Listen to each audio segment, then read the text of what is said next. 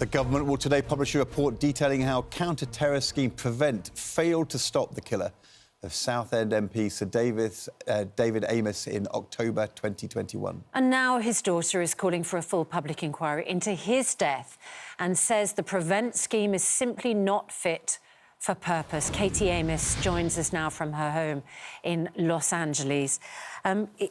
Katie, it's almost 4 years on, but you are still, I know, experiencing enduring grief.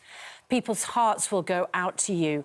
And also, we've had other tragedies in the wake of your father's murder that must make you think, why are we not immediately, as a sort of matter of emergency, making changes? What is it you are calling on the government to do today? Well, I want a full public inquiry into the failings in my father's death. The guy that did it to him was known to Prevent, and he was reported by his head teacher. Prevent failed to take it seriously, took him for a coffee. He said he wasn't a terrorist. They let him go, and then he committed this terrible, terrible attack. And 3.5 years later, I still don't have any answers. I'm being completely stonewalled. I've knocked on every door. I've tried to take it through the legal system. I tried to take it through the Conservative government, now the Labour government. Every door is being slammed in my face. Southport, within 6 months, that terrible tragedy there, immediately the learning report was released and a full inquiry has been launched into their case. What is it in my father's case that they do not want coming to see the light of day? That's so just apologies to the viewer, because unfortunately there was breakup in the line there. But you're making the point that there are similarities in the case of the Southport killer, who was also referred to Prevent on a number of occasions, and that there is going to be some form of public inquiry into that case. And your point, sorry, let me continue allowing you to make your point, Katie, the comparisons. So it's the same profile of person that did it to my dad that did it in Southport. It's a lone terrorist in their bedroom, self-radicalising. Had the inquiry have been launched in 2021, we wouldn't be in the same situation today. Katie, I knew your dad well as a Member of Parliament with him, and he was such a good man and respected on all sides of Parliament, in all parties. I, in particular, knew some of the work he did around animals, where he was totally devoted and expert. And it was such a terrible thing which happened. I know that the government's publishing today the Prevent Learning Review into your father's death. Have you had conversations about what is in that review? Are you able to share with us your reaction to what you believe is going to be published today? Well, I saw that review in March 2024, but I was made to sign a document that I wouldn't tell anybody what was in it. Otherwise, I would go to prison or pay tens of thousands of pounds. I'm disappointed to say that the report that is coming out today, there are 1 or 2 things that aren't included. And so you're not going to see exactly the same report that I've seen.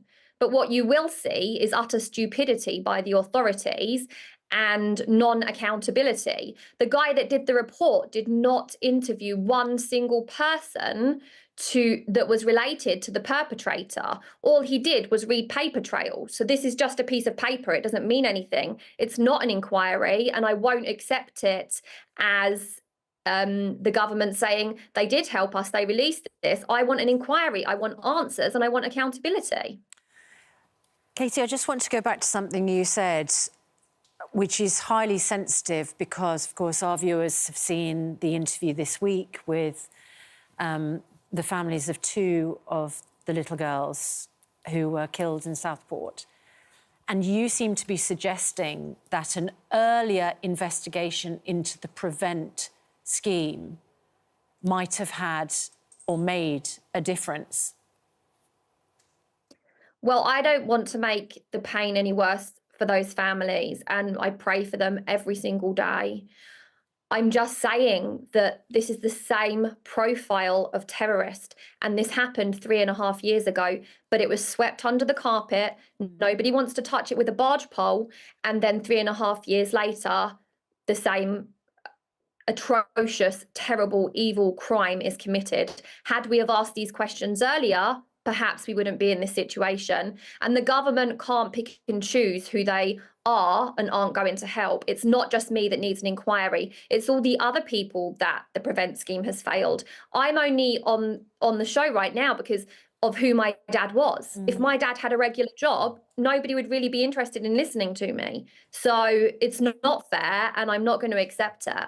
And do you think the right thing to do, Katie, is to do separate inquiries into every case? Or if there are past cases where there have been problems with Prevent which have led to terrible outcomes, is there a case of having somebody look across those cases, look for what's common, what's different, and draw, as you said, operational conclusions which will then change things for the future? I'm wondering whether one inquiry for each case is right, or whether you need something which looks across the cases.